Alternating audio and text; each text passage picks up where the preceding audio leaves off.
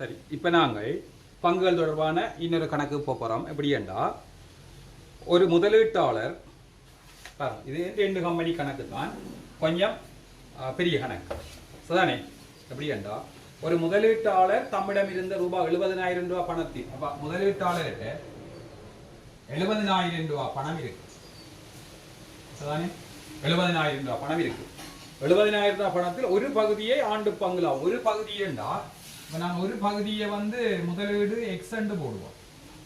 அப்போ இஞ்சால முதலீடு எவ்வளோ தெரிஞ்சிருந்தோம், இதுல எக்ஸ்ண்டா அடுத்த முதலீடு 70,000 சய எக்ஸ்ண்டு வரும் சரியா.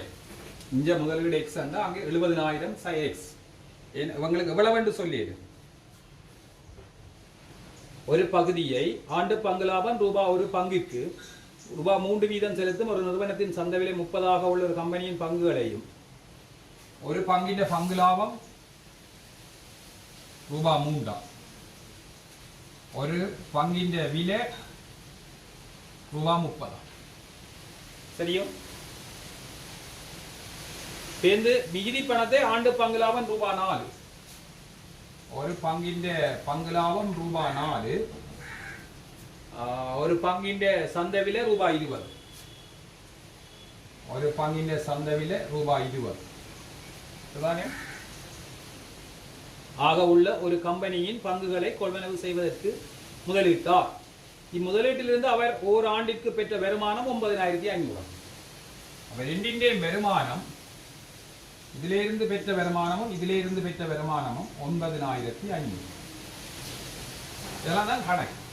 கேள்வி என்னென்றா, அவர் ஒவ்வொரு கம்பெனியிலும் முதலீடு செய்த பணத்தை வேறு வேறாக காண்க சரியா. இந்த முதலீடு எக்ஸ். இப்ப இதுல பங்குகளின் எண்ணிக்கை முதல் செய்தான பங்குகளின் எண்ணிக்கை எவ்வளவு, முதலீடு எக்ஸ், ஒரு பங்கின் விலை எவ்வளவு 30. ஆகவே மொத்த பங்கு லாபம் எக்ஸின் கீழ் 30 தர 3. அப்போ எவ்வளோ போடப்போகிறோம், சுருக்கப்பட்டா எக்ஸின் கீழ் 10 போடப்போம் மொத்த பங்கு லாபம் இதுதானே. இது அதே போல இந்த கம்பெனியில பங்குகளின் எண்ணிக்கை 70,000 சய எக்ஸின் கீழ் 20 சரியா. அப்ப மொத்த பங்கு லாபம் 70,000 சய எக்ஸின் கீழ் 20 தர ஒரு பங்கின் பங்கு லாபம் அவ்வளவு 4. அப்ப இதுக்கு எவ்வளவு வர போகுது, இதுக்கு நான் சுருக்கேக்கு ஒரு சின்ன ஒரு செய்ய கணக்கு செய்கிறதுக்கு ஒரு ஈஸியான ஒரு வேலை செய்ய போறது என்னன்னா, பாருங்க இங்கே எக்ஸின்கள் 10 கிடக்கிறபடியா இங்கே 10 இருந்தா எங்களுக்கு சுவா. அப்ப நான் இதை 2ஆல சுருக்கிறேன், இதையும் 10ஆல சுருக்கிறேன். 2ஆல சுருக்கினா 10. அப்ப என்ன வர போகுது, 70,000 சய எக்ஸ் தர 2இன் கீழ் 10 போகுது. இந்த பகுதி எங்களை சமனா வச்சிருக்கா கணக்கு செய்யக்க நான் இலகுபடுத்துறக்கா. இப்ப இதுதான், இது மொத்தம், இதுவும் பங்கு லாபம், இதுவும், இது ரெண்டும் சேர்ந்து தான் இது 9,500. அப்ப என்ன செய்ய போறோம், ரெண்டையும் கூட்டுறோம். என்னது, எக்ஸின் கீழ் 10 சக இது. அப்ப இதெவ்வளவு 2ஆல பெருக்கினா 140,000 சய 2 எக்ஸின் கீழ் 10 சமன் 2இன் பங்கு லாபம் 9,500. அப்ப எவ்வளோத்தையும் கூட்டுவோம், கீழே 10 இருக்கு, எக்ஸாக 140,000 சய 2 எக்ஸ் சமன் 9,500. அப்ப எக்ஸ் சய எக்ஸ் 140,000 சய எக்ஸ் இது சொல்லப்படுது சமன் இந்த 10 அங்கே பேர் கேட்க 95,000 பேர். இப்போ சய எக்ஸ் சமன் 95,000 சய இது அங்கால போய் கழிவிடுது 140,000. அப்போ சய எக்ஸ் சமன் சய 45,000 பேர். ஆக எக்ஸ் சமன் எவ்வளவு 45,000. அப்போ ஒரு முதலீடு, முதலாம் முதலீடு 45,000 என்றால் மற்ற 2ஆம் முதலீடு எவ்வளவு வரப்போகுது, 140,000 70,000 40 கழிக்கப்படும். 70,000 சய 45,000 எவ்வளோ வரப்போகுது 25,000 சரியா. அதுக்கு இதுக்கு 8 எல்லாம் 10 புள்ளி தான். அதுக்கு கதை இது நேரடியாக வந்தால் 10 புள்ளிக்குரிய இருக்கு. சரிதானே? ஒரு பெரிய கேள்வி. ஒரு தனியாக வந்தால் தனியாக ஒரு கேள்வி தான், அதுதான் மாற்றம் சரிங்களா? அடுத்ததான் ஒரு கேள்வி செய்யப்படும், அதுவும் அப்படி தான் கொஞ்சம் பெரிய கேள்வியாக தான் வரப்போகுது. பார்ப்போம்.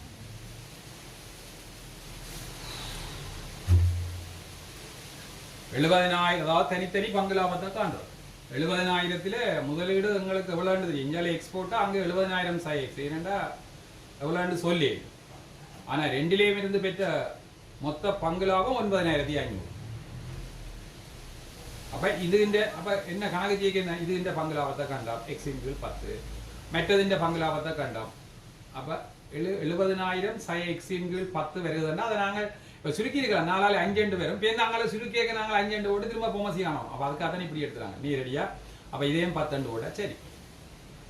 அப்போ சுருக்கி கொண்டு போனா அது எளிய சமன்பாடு தானே, தீர்த்து விட்டா சய வராமல் அது அங்கால போய் கொண்டே இஞ்சல கொண்டு போனால் சய வராமலும் செய்யலாம். இப்படி தான் வரும். ஒரு ஸ்டெப் இல்லை 2 ஸ்டெப் குறையலாம் எல்லாம் கூடலாம், அவ்வளோதான் தானே. மெட்ட கணக்கு பார்ப்போம்.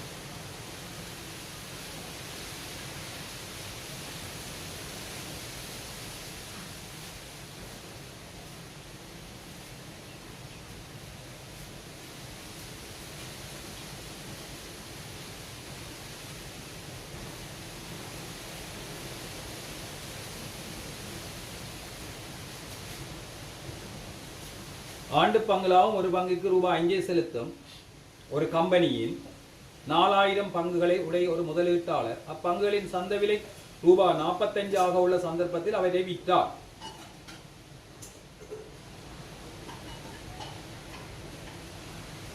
சரியா? பங்குகளை விற்பதன் மூலம் பெற்ற பணத்தை முழுமையாக விட்டு சந்தை விலை ரூபாய் 25 ஆக உள்ள வேறொரு கம்பெனியின் பங்குகளை கொள்முதல் செய்தார். அம்முதலீடு காரணமாக அவருடைய வருமானம் முதலில் கிடைத்த வருமானத்திலும் பார்க்க 8,800 ரூபாய் அதிகரித்தது. 8,800 ரூபாவால அவற்ற முதலீடு என்னென்றா அதிகரிச்சிருக்க. அப்ப அதிகரித்தால் கேட்ட கேள்வி என்ன, இரண்டாவது கம்பெனியில் ஒரு பங்குக்காக செலுத்தப்படும் ஆண்டு பங்கு லாபத்தை காண்க. சரியா? ஒரு பெரிய எழுது ஒரு 10 புள்ளிக்குரிய கேள்விதான். முதலாவது என்ன, ஆண்டு பங்கு லாபம் ஒரு பங்கிற்கு ரூபாய் 5 செலுத்தும் கம்பெனியின் 4,000 பங்குகளை உடைய ஒரு முதலீட்டாளர்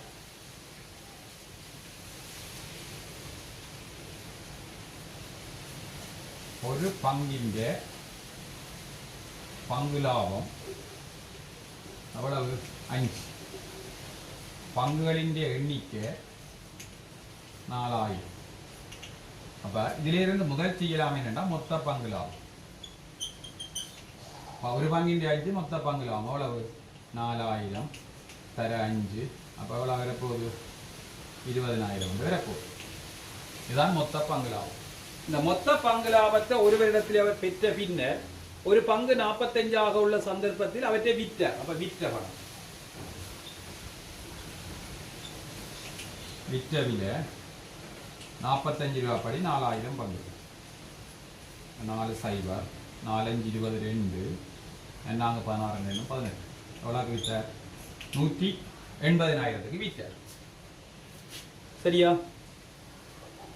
பங்குகளை விற்பதன் மூலம் பெற்ற பணத்தை முழுமையாக விட்டு அப்ப இந்த பணத்தை முழுமையாக விட்டு இன்னொரு கம்பெனியில சரிதானே, இந்த பங்குகளை முழுமையாக விட்டு இன்னொரு கம்பெனியில பங்குகளை இப்ப கம்பெனி 2 இது கம்பெனி 1 இன்னொரு கம்பெனியில பங்குகளின் எண்ணிக்கை எவ்வளவு 180,000 தான் முதலீடு. ஒரு பங்கின் விலை என்ன விலை 25. அப்ப எத்தனை பங்குகளை கொள்முதல் செய்கிறார்? ஒரு பங்கின் விலை 25. அப்ப 180,000 முதலிட்டு எத்தனை பங்குகளை கொள்முதல் செய்கிறாருன்னா ரைட் 180,000 25 பிரிச்சிருக்கா. சரி, என்ன வழி 25 1 முறை இது 25 7 முறை எவ்வளோ வரப்போகுது 175 வரும். அப்போ 5 மிச்சம் 50 2 எவ்வளோ பங்கு வருது 7,200 பங்குகள் 7,200 பங்குகள் வரப்போகுது. சரிதானே? சரி, வேறொரு கம்பெனியின் பங்குகளை கொள்முதல் செய்தார். அம்முதலீடு காரணமாக அவருடைய வருமானம் முதலில் கிடைத்த வருமானத்திலும் 8000 அப்ப இரண்டாம் கம்பெனியின் பங்கு லாப வருமானம் இரண்டாம் கம்பெனியின் பங்கு லாப வருமானம் எவ்வளவு வேண்டாம் முதலாவதை விட 8800 ரூபாய் அதிகரிச்சு. அப்ப 20000 சக 8800 அப்ப எவ்வளவு வரப்போகுது 28800. அப்ப இரண்டாம் கம்பெனியின் மொத்த பங்கு லாப வருமானம் 28800. சரியா? சரி. அப்ப கேட்ட கேள்வி என்ன? ஒரு பங்குக்கு செலுத்தப்படும் ஆண்டு பங்கு லாபம் எவ்வளவு? அப்ப ஒரு பங்கின் ஆண்டு பங்கு லாபம் மொத்த பங்கு லாபம் எவ்வளவு 28800. எத்தனை பங்கு 7200. திருப்பி வருவோம் 2 4 முறை வரும் 4 2 8 4 28 அப்போ இதில் ஒன்று இது 4 அப்போ என்ன வரப்போகுது 4. இங்கே கிடக்கிறவங்களுக்கு 2 கம்பெனி கணக்கு தான். 2 கம்பெனி அல்லது 2 முதலீடுகள் 2 முதலீடுகளும் பெறலாம். என்ன 2 கம்பெனி அல்லது 2 முதலீடாக வரும். 7200 இருக்கிற சந்தர்ப்பத்தில் அதாவது இரண்டாவது கம்பெனியிலே அவர் 7200 பங்குகளை கொள்முதல் செய்வார். ஏனென்றா ஒரு பங்கின் விலை 25 ரூபாய் படி அங்க விற்ற விலை 180,000க்கு விற்றவர். அவளாத்தையும் கொண்டே தான் இரண்டாவது கம்பெனியில முதலீடு செய்தவர். அப்ப 7200 ரூபாய் வரும். அப்ப 7200 வரைக்கும் அவர் இரண்டாம் கம்பெனியிலே அவற்றை பங்கு லாப வருமானம் முதலாவது கம்பெனியை விட 8800 ரூபாய் அதிகம். அப்ப பங்கு லாப வருமானம் எவ்வளவு வேண்டாம் 20 முதலாம் கம்பெனியின் பங்கு லாப வருமானம் 20000. அப்ப இரண்டாவது கம்பெனியின் 8800 அதிகம் வேண்டாம். அப்ப 8800 கூட்டவும் கூட்டினா அப்ப பங்கு லாப வருமானம் 28800 வரும். அப்ப ஒரு பங்கின் ஆண்டு பங்கு லாபம் 28800. எத்தனை பங்குகள் கிடக்கு 7100 பங்குகள் கிடக்கு. அதால பிரிச்சு விட்டாங்க. சரிதானே?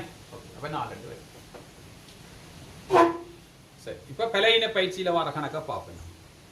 பலையின பயிற்சியில கணக்குகள் கிடக்கு. பங்குகள் முக்கியமான பாடம். ஏண்டா ஒவ்வொரு முறையும் கேள்வி வருது. முழு கேள்வியா வருது, பகுதியா வருது. இப்ப நாங்கள் அதை சாய்ஸா விட ஈஸியான பாடம். கணக்கு வந்தா அந்த சில பங்குகள் தொடர்பான அந்த சொற்பிரியவங்களை தெரிஞ்சு கொண்டா நாங்கள் அங்கே செய்து கொண்டு போகலாம். பார்ப்போம். குருபரன் தன்னிடம் இருந்த ரூபாய் 50,000 ரூபாய் பணத்தை நிலையான வைப்புக்காக ஓராண்டிற்கு 12% செலுத்தும் ஒரு நிதி நிறுவனத்தில் ஓராண்டிற்கு வைப்பு செய்தார். ஆண்டின் இறுதியில் நிதி நிறுவனத்திடமிருந்து அப்பணத்தை விடுவித்து ஆண்டின் இறுதியில் நிதி நிறுவனத்திலிருந்து விடுவிக்கிறார் அந்த பணத்தை. அப்ப முதலாவது கேள்வியும் என்னன்னா நிதி நிறுவனத்தில் நிலையான வைப்பு கிடைத்த வட்டியை காண்க. ஒரு வருட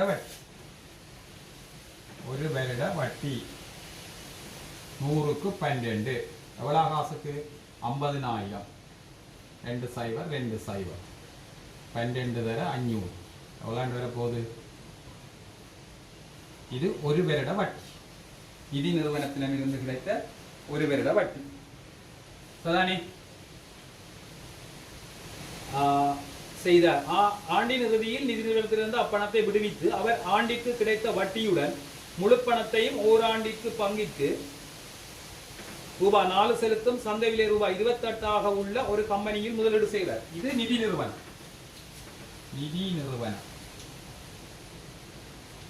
இங்கால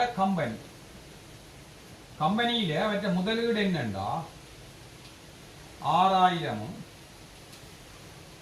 வட்டியும் அந்த முதலும் 50,000. அப்ப எவ்வளவு வர போகுது 56,000 வருது. அப்ப பங்குகளின் எண்ணிக்கை பார்க்க அவர் கம்பெனியில ஒரு பங்கு 28 உள்ள ஒரு கம்பெனியில் முதலீடு செய்யறார். ஒரு பங்கின் விலை பங்குகளின் எண்ணிக்கை ஒரு பங்கின் விலை 28. அப்ப அவற்ற பங்குகளின் எண்ணிக்கை 56,000 எதால பிரிக்கணும் வேண்டாம் 28ஆல பிரிக்கணும். இது ஒரு முறை 2 முறை. எத்தனை பங்கு வர போகுது 2000 பங்குகள் வர போகுது. அப்ப கம்பெனியில முதலீடு செய்ய அந்த 50,000 முதலீடு செய்து ஒரு பங்கு 28 ரூபாய் படி வாங்குற 2000 பங்குகள் அவருக்கு கிடைக்கும். சரிதானே? அப்ப அதுல இரண்டாவது கேள்வி என்னன்னா பங்குகளை கொள்வனவு செய்வதற்கு முதலீடு செய்த பணத்தை காண்க. முதலீடு செய்த பணம் சரி, இதுதான் இரண்டாம் கேள்வி. அது முதலாம் கேள்வி. இது சரி. மூன்றாம் கேள்வி, பங்கு முதலீட்டிலிருந்து கிடைத்த ஆண்டு பங்குலாப வருமானத்தை காண்க. மூன்றாம் கேள்வி ஆண்டு பங்குலாப வருமானம் என்றது அப்ப பங்குகளின் எண்ணிக்கையை காண்டோம். அப்ப பங்குலாப வருமானம் 2000 பங்கு. ஒரு பங்குக்கு எவ்வளவு வருதுண்டா 4 ரூபா. ஒரு பங்குக்கு 4 ரூபா தந்திருக்கணும். அப்ப எவ்வளவு வர போகுது 8000 என்றது இருந்தது. அப்ப 8000. இரண்டாம் ஆண்டிற்கான வட்டியுடன் முழு பணத்தையும் மறுபடியும் நிதி நிறுவனத்தில் வைப்பு செய்வதா பங்குகளில் முதலீடு செய்வதா அனுகூலமானது என்பதை காரணங்களுடன் காட்டுக. இப்ப பாருங்க, அவர் இந்த ஒரு வங்கியில வைக்க அவற்றை ஆண்டு வருமானம் எவ்வளவு வந்து 6000 ரூபாய், வட்டி 6000 ரூபாய் தான் வந்தது. ஆனா கம்பெனியில முதலீடு செய்ய அவற்றை வருமானம் எவ்வளவு வந்தது 8000 ரூபாய் வந்திருக்கு. அப்ப அவர் என்ன கேட்டா இரண்டாம் ஆண்டிற்கான வட்டியுடன் முழு பணத்தையும் மறுபடியும் நிதி நிறுவனத்தில் வைப்பு செய்வதா அல்லது பங்குகளில் முதலீடு செய்வதா அனுகூலமானது என்பதை காரணங்களுடன் தருகிறார். முதலாவது ஆண்டிலே அவருக்கு 6000 ரூபாய் தான் வருமானம் வந்தது வட்டி. இதுல வருமானம் வந்தது 8000 ரூபாய். அப்ப நிதி நிறுவன வருமானம் 6000 ரூபாய், கம்பெனி வருமானம் 8000 ரூபாய் வந்தா அவருக்கு 2000 ரூபாய் என்னவாயிருக்கு அதிகமாக கிடைக்குது இதிலே கம்பெனியில். அப்ப அவர் அந்த 50000 ரூபாய் காசு எங்க ஒன்றே முதலீடு செய்வார்டா கம்பெனியில முதலீடு செய்வார். வங்கி நிதி நிறுவனத்தில் வட்டி வந்து வருமானம் அவருக்கு 6000 ரூபாய் வருது. அப்ப அங்க வருமானம் 8000 ரூபாய் வரபடியா அவர் அங்கதான் முதலீடு செய்யும். தானே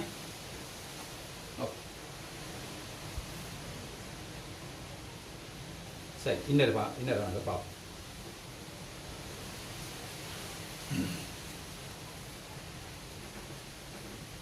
இப்படி வந்திருக்கேன் கூட்டு வட்டி எளிய வட்டியோட சேர்ந்து கம்பெனி கணக்கையும் போட்டு கணக்குகள் வந்திருக்கு.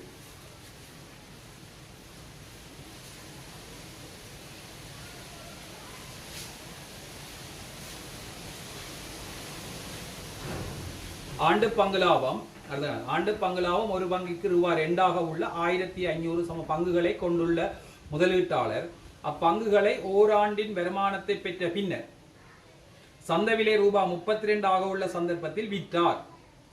மொத்த ஆண்டு ஒரு பங்கின் பங்கு லாபம் ரூபாய் 2. பங்குகளின் எண்ணிக்கை 1500. அப்ப மொத்த பங்கு லாபம் 1500 தர 2 எவ்வளவு வரப்போகுது 3000. சரியா? சந்தை விலை 32 உள்ள சந்தர்ப்பத்தில் விற்ற விலை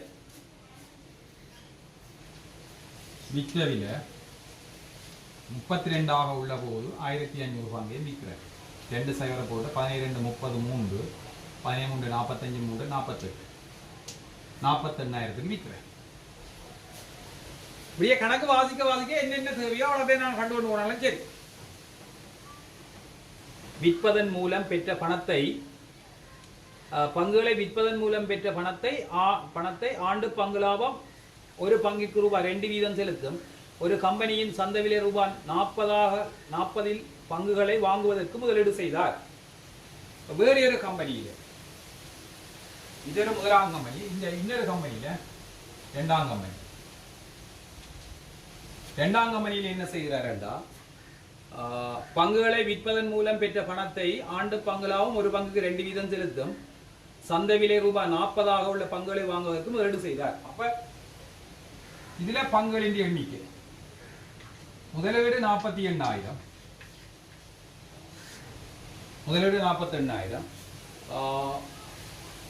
ஒரு பங்கின் சந்தை விலை ரூபாய் 40. அப்ப எத்தனை பங்கு வென்ற 1200 பங்குகளை வென்ற 1200 பங்குகளை வென்ற. அப்ப இதால வார மொத்த பங்கு லாபம் 1200 பங்குகள். இரண்டாம் கம்பெனியில கொடுக்கிற பங்கு லாபம் 2 ரூபாய் தான். அப்ப எவ்வளவு வரப்போகுது 2400 ரூபாய் வரப்போகுது.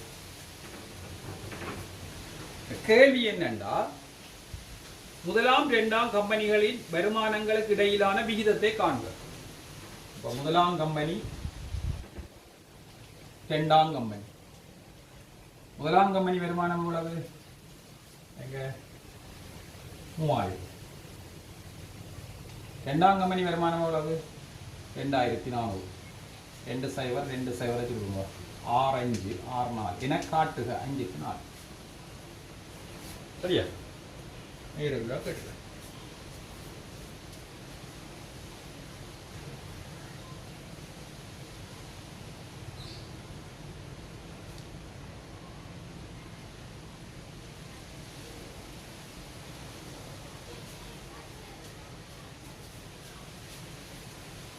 இது நேரடியாக விட தந்தபடியா அப்படியே சரி.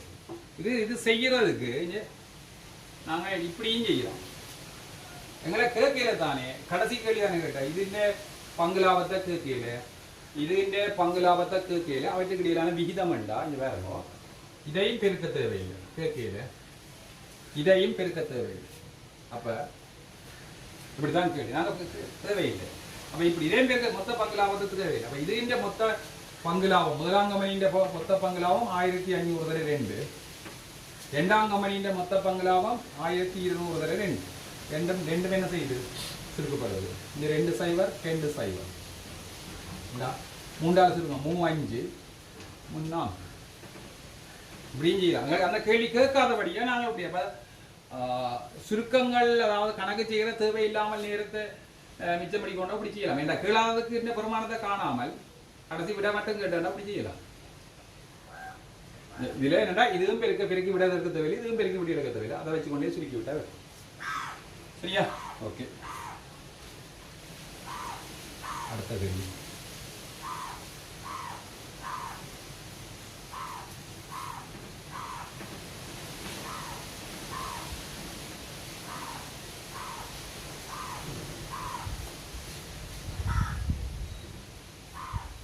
உதயன் 12% எளிய வட்டிக்கு ரூபாய் 40,000 ஒரு நிதி நிறுவனத்தில் கடனாக பெற்றார்.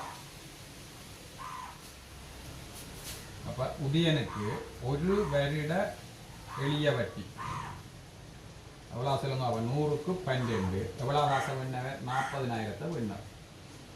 அப்ப எவ்வளவு வரப்போகுது?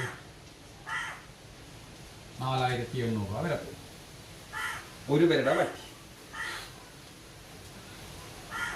அவர் அப்பணத்தை முற்றாக ஆண்டுதோறும் ஒரு பங்கிற்கு ரூபாய் 4.5% பங்கு லாபம் செலுத்தும் கம்பெனியின் சந்தைவிலை ரூபாய் 20 ஆக உள்ள பங்குகளை வாங்குவதற்கு முதலீடு செய்தார். கம்பெனியில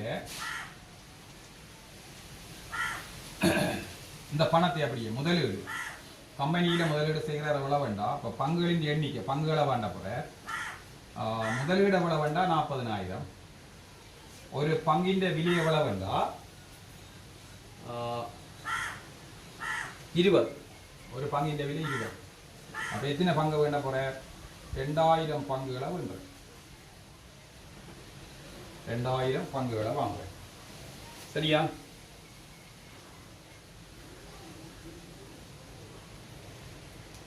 முதலீடு செய்தார்.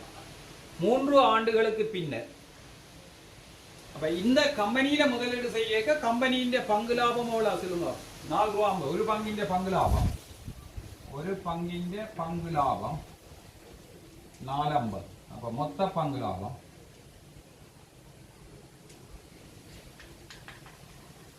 2,000. 3 சேவரை போட்டுட்டு இது தேவையில்லை. 25 10 ஒன்று மிச்சம் 24 8 மட்டும் 9. எவ்வளோ வரப்போகுது? 9,000 வருது. அப்ப இங்க உள்ள மொத்த பங்கு லாபம் 9,000 வருது. ஒரு ஆண்டுக்கான பங்கு லாபம். சதானே 3 ஆண்டுகளுக்கு பின்னர் அவர் தன்னிடமுள்ள எல்லா பங்குகளையும் அப்போதைய சந்தை விலை ரூபாய் 28% விற்றார். 3 ஆண்டுகள்ல. அப்ப 3 ஆண்டிலே 3 ஆண்டு பங்கு லாப வருமானம். 3 வருட பங்கு லாபம் எவ்வளவு? 9,000 தரம் 3 27,000 என்று. அப்ப பங்குகளை விற்ற விலை எத்தனை பங்குகள்? 2,000 பங்குகள். என்ன விலைக்கு விற்கிறாருண்டா 28 வீதம் விற்கிறார். 3 சைவரை போட்டு 28 16 ஒன்று விற்றல் 22 4 ஒன்று 5 56,000 ரூபாய்க்கு விற்கிறேன். சுதானே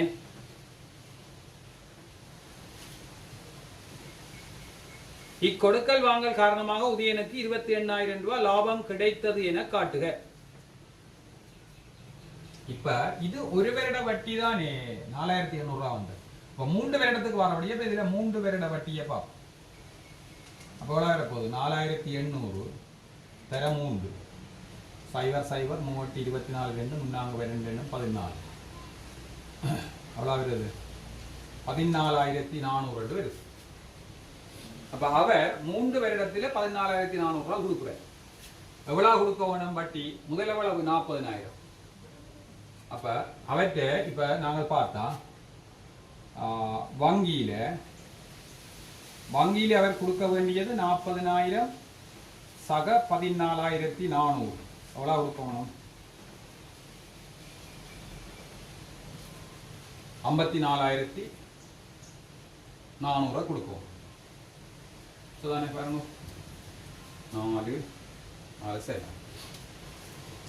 பங்கு கம்பெனி மூலம் கம்பெனி வருமானம் எவ்வளவு வேண்டா 56,000 சக 27,000 எவ்வளவு வரப்போகுது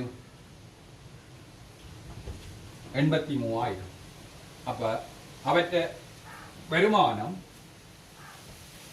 கொடுக்கலாம் தானே 83,000 அவற்ற வருமானம் 83,000 இருந்து 54,400 கழிக்கும் 6 12 12 4 போன 8 28,600. இதைத்தான் கேட்டது கேள்வியா. அவற்ற வருமானம் 28,600 லாபம் கிடைக்கும் என காட்டுக. ஓகே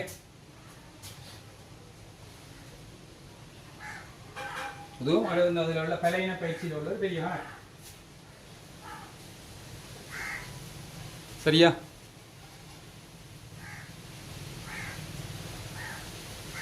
அப்ப நாங்கள் இப்ப பங்குகள் தொடர்பாக நாங்கள் இவ்வளவு கணக்கு செய்திருக்கிறோம். இனிமே காணும் எங்களுக்கு பங்குகள் தொடர்பாக மேலே பாதம் 3 தான் போட வேண்டி வரும். அதானே அப்போ இவ்வளவு கணக்கும் செய்திருக்கிறோம். இனி நாங்கள் ஒரு புதிய பாடத்துக்கு அதாவது நடுப்புள்ளி தேற்றம் என்ற பாடத்துக்கு அடுத்த காணொளியின் ஊடாக நாங்கள் போகலாம். அதானே தொடர்ந்து இந்த காணொளிகளை நீங்கள் பெற வேணுமெண்டா எங்களுடைய இந்த சேனலை முதல்ல ஷேர் பண்ணுங்க, உங்களோட நண்பர்களுக்கெல்லாம் ஷேர் பண்ணுங்க, சப்ஸ்கிரைப் பண்ணுங்க, லைக் பண்ணுங்க. நன்றி, வணக்கம். தொடர்ந்து பார்ப்பதற்கு இந்த சேனலை லைக் பண்ணுங்க.